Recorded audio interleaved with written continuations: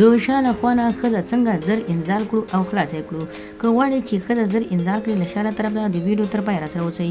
سلام ګران لیدونکو، هیله ده چې روغ جوړ او د صحت جامې وبدن وي.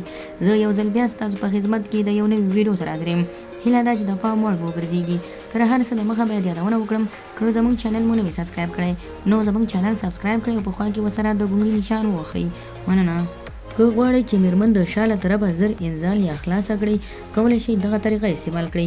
هغه ملګري چې په یو رقم سیکس یا کوروالی کوي، په کوروالی کې ډیر مشکل یا هم داسې خنډونه مخامخ شوی وي دی ورسره چې هیڅکله میرمن د په 100 ځلو کې 100 ځله هم نه وي انزال کړي. اکثره داسې نران شته یا داسې میړونه د ښځو شته چې دوی په کوروالی کې هر ځل چې دوی کله سیکس یا کوروالی کوي نو 100 ځله کې دوی 2 ځله یا 3 ځله میرمن ایله انزال کړي وي او خلاصه کړي وي. که غواړئ چې تاسو په 100 ځله کې 19 ځله یا هم تر 18 ځله پورې تاسو سیکس وکړئ او 18 ځله تاسو ښځه انزال کړئ، کولی شئ په دغه طریقه سیکس وکړئ. د اکثره خلکو مشکل څه وي چې ښځه نشي انزال کولی. د هغوی دا مشکل وي چې کله دوی د کوروالی پر مهال چې کله سیکس کوي دوی یوه طریقه غوره کړې وي. یو خو اصلا کې دوی داسې کړي وي چې کوم ځای کې دوی ډېر سیکس کوي د هغه ځای څخه دوی سیکس څخه خوند نشي اخیستلی. باید زه ووایم چې تاسو ځای یا لوکیشن تاسو ځای حتما بدل کړئ. کوم ځای کې چې تاسو ډېر سیکس یا کوروالی کړی وي نو هغه ځای ته تاسو تغییر ورکړئ.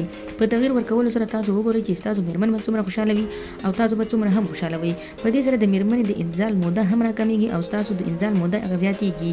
د میرمنې شوق را زیاتیږي او ستاسو شوق هم زیاتیږي ورسره.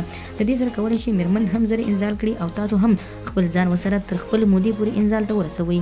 کولی شئ چې هر ځل تاسو سیکس کوئ په خپل کوروالي کې تغییر یا تبدیل راولئ. هر ځل تاسو یو ډیزاین یا یو رقم یا یو ډول سیکس مه کوئ. په خپل کوروالي، په خپل چاپیریال، په خپل ځای کې مو تغییر راولئ تر څو مو د سیکس څخه خوند زیات شي. هغه ځای چې تاسو یو ځای پکې سیکس کوئ هیڅ کله تاسو تر هغه ځای څخه استفاده مه کوئ. کولی شئ تاسو په 4 یا د شاله خوا نه میرمنې انزال کړي. د شاله خوا نه میرمن تاسو په 4 درولی شئ او د هغې شرمګاه ته خپل کوتک د شاله طرفه انزال ورسولی شئ تر څو د میرمنې انزال موده را لنډه شي او ستاسو خوند ورسره زیات شي. کولی شئ چې کله تاسو میرمنه په 4 کړه نو تاسو خپل کوتک د میرمنې شرمګاه ته وداخل کړئ او د سینو او د هغې د بدن څخه ګټه واخلئ.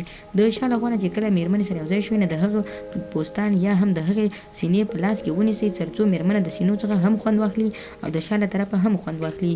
نو خدای دې وکړي ملګرو چې زموږ د ویډیو څخه غلط مطلب وانه کړئ. زموږ ویډیو لایک کړئ، شیر کړئ او زموږ چینل هم سبسکرایب کړئ.